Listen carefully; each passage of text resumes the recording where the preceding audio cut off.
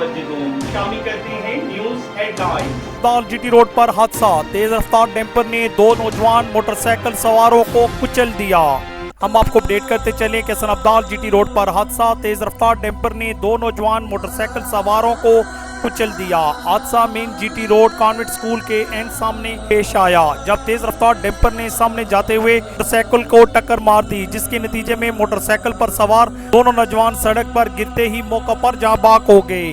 जाए हादसा पर मौजूद अफराद ने रेस्क्यू 1112 को इतला की, जिस पर सनअब्दाल से रेस्क्यू 1112 की एम्बुलेंस मौके पर पहुंच गई। इसने हादसा में जाँ बाक होने वाले अफराद को वाद जनरल अस्पताल मुंतकिल किया, जबकि इस हादसा में मरने वाले दोनों नौजवानों की शनाख्त ना हो सकी। हादसा के बाद डंपर ड्राइवर मौका से फरार हो गया। साथी रिपोर्टर सैयद इफ्तिखार शाह के साथ कैसर दिलावर जदून, शनासा टीवी सनअब्दाल। हम रखते हैं आपको लाके बार की हर खबर से बाखबर। मजीद बाखबर रहने के लिए हमारा यूट्यूब चैनल सब्सक्राइब करें। सब्सक्राइब के लिए वीडियो के नीचे लिखे सब्सक्राइब पर क्लिक करें और बेल आइकन दबा दें। शनासा टीवी रखे आपको हर खबर से बाखबर।